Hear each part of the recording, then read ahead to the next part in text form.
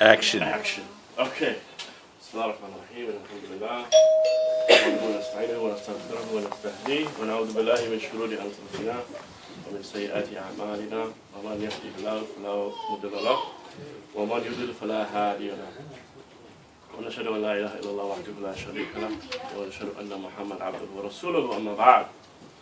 So we began. We're on Ayah 21 of Surah Al-Baqarah, the second passage of the Quran. Assalamu alaikum, man. How you doing? This is Quran class. You remember this? I'm just trying to remember this. Yeah. He was like me one time. No. So,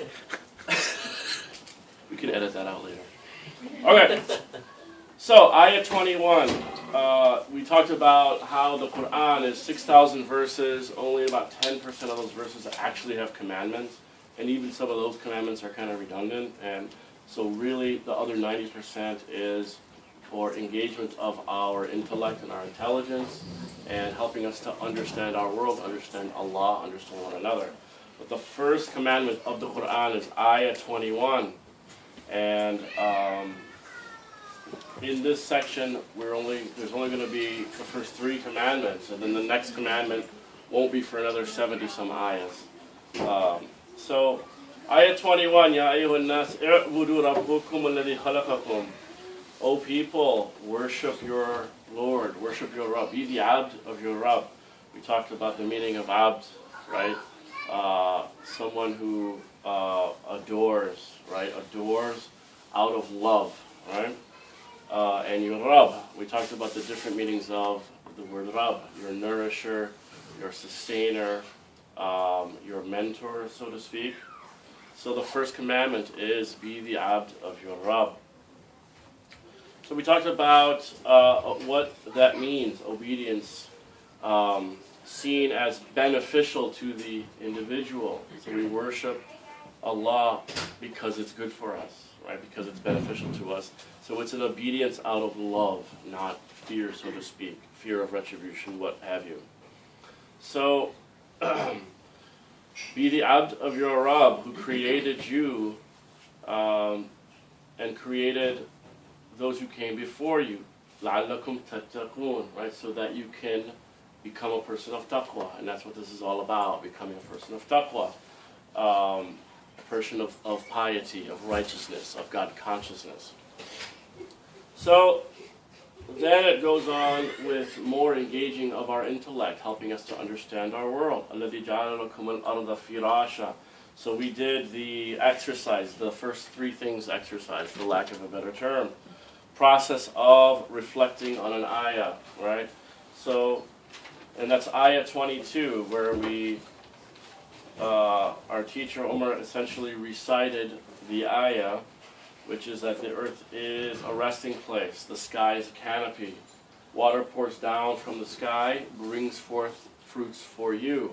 Those 4 essential elements. And then we broke them down, and throughout reflecting, we contrast the difference at the end while asking about that ayah versus our answer in the beginning. And going through that process helps us to have a better awareness of Allah's role in all of that, instead of just the first thing that comes to mind.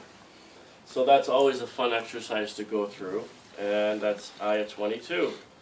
And also in Ayah 22, the second command, which is فَلَا تَجْعَلُوا لِلَّهِ أَنْدَادًا وَأَنْتُمْ تَعْلَمُونَ.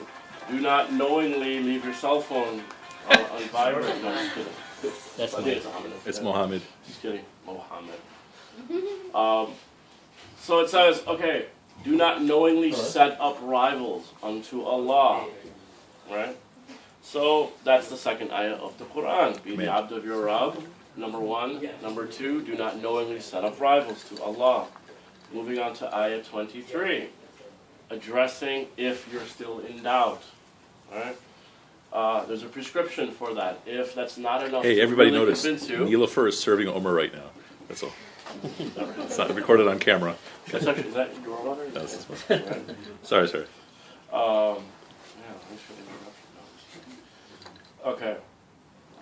Ayah 23. وَأُن كُنْتُمْ فِي رَيْبٍ. If you still have doubts, about what we have revealed to you, revealed onto Allah's servants, then it's a challenge. It challenges you to produce something like it, produce a surah like it, a prescription like it, and produce evidence that it has positive benefit, right? So not just make something like it, like linguistically or with the wisdom or with the prescription of life, but show that it actually affects people in a good way, right? So people have to actually stand by what you produce. And it essentially is a rhetorical challenge. It's saying, yeah, go ahead, give it your best shot. It won't work, but do this, engage in that. And you actually have to consciously engage in it. It's not just kind of, I don't know, like talking smack, or like it's an actual prescription for if you have doubts. So create something better and provide people who benefit from it. Ayah 23. And the ayah ends with something that we see very often in the Quran. It says, "In kuntum sadiqeen." If you're really, that really means if you're really being honest with yourself, if you're really doubting this. So it's challenging us to really reflect inward. What really is the problem? What's going on in here? Be honest with yourself, first and foremost. And then it says, well, if you cannot, and you won't be able to, فَاتَّقُوا النَّارِ, right? Be conscious of an-nar. Be conscious of what you're getting yourself into. What's the consequences of not believing? Right? So when it says an-nar, there are so many things encapsulated with that.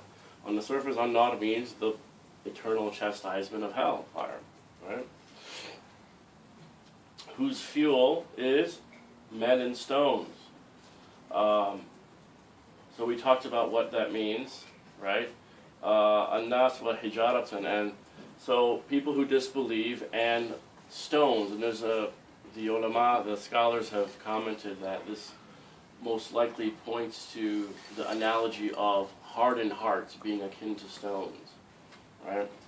So that's the fuel of hellfire, is people who disbelieve and those hardened hearts. And it's just waiting for those, uiddat lil kafirin, those who consciously reject, or in a state of rejection.